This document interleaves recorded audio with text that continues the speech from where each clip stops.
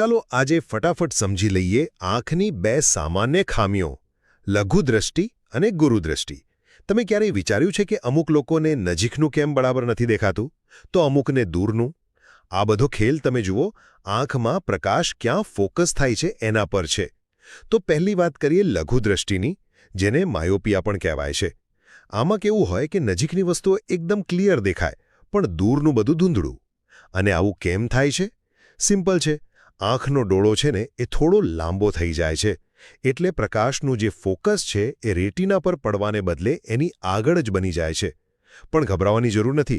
એનો ઉપાય છે અંતર્ગોળ લેન્સવાળા ચશ્મા, જે પ્રતિબિંબને બરાબર તેની જગ્યાએ પાછો લઈ આવે છે. હવે બીજી અને આનાથી બરાબર ઉલટી સમસ્યા છે ગુરુદ્રષ્ટિ, એટલે કે હાઇપરમેટ્રોપિયા. આમાં તમને દૂરનું તો બહુ સરસ દેખાય, પણ માની લો કે કોઈ બુક વાંચવી હોય તો અક્ષરો ઝાંખા લાગે.